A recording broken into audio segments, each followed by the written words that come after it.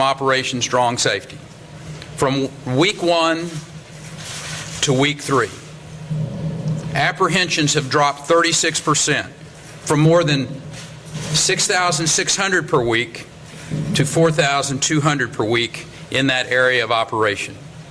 This is a clear indication that the increased patrol presence and the coordinated law enforcement efforts between our local, state, and federal partners, including the Department of Public Safety personnel, our Texas Parks and Wildlife wardens, and others, are having a deterrent effect on criminal and illegal activity along the border. The National Guard troops that I am deploying will support the state-led border surge by acting as a force multiplier on the ground and providing additional air assets beyond their current efforts. These additional resources will help combat the brutal Mexican drug cartels that are preying upon our communities, and also will help deter others before they have a chance to harm our citizens and become criminal aliens within our borders. I want to ask a number of individuals to say a few words about this. We're going to lay out the operational plan for you, and Steve McCraw, the Director of Public Safety, will do that for you. Director? Thank you. In accordance with this order by Governor Perry, we'll begin closely coordinating with General Nichols, the Texas National Guard. It's important to note that we already work with the Texas National Guard on a number of operations directly related to border security. We'll integrate these additional troops into ongoing state-led border security surge operation, Operation Strong Safety. It's a multi-agency initiative. It's designed to conduct saturation patrols and to deny cartels, transnational gangs, and criminal aliens access to Texas between the ports of entry.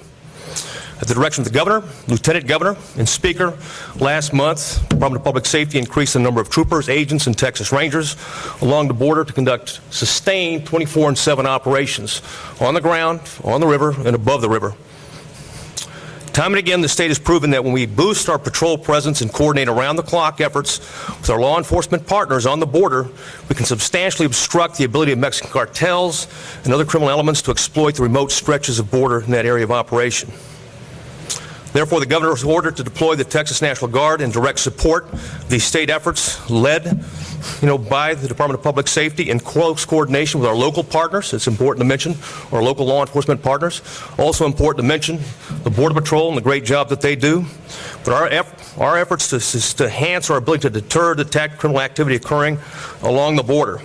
And while we recognize that the Mexican cartels and other criminal aliens are exploiting the fact that many of these brave men and women of Border Patrol are focused on unaccompanied children, I can assure you that Border Sector Chief Kevin Oakes, Raul Ortiz, his deputy, and his men and women are doing a tremendous job in terms of force multiplying in that area of operation. It's important to reiterate that Operation Strong Safety is focused on combating the cartels, their criminal associates, and seeking to penetrate in Texas-Mexico border. And this joint effort with our Border Patrol and local partners. We know that the Mexican cartels continue to use our state as a transshipment center. Right now, the area of operation, Rio Grande Valley, is the center of gravity for Mexican drug and human smuggling into Texas and throughout the nation. We also know that they are transporting cash, guns, and stolen vehicles back to Mexico. The principal drugs, marijuana, cocaine, heroin, and even methamphetamine, they dominate the methamphetamine market right now throughout the nation.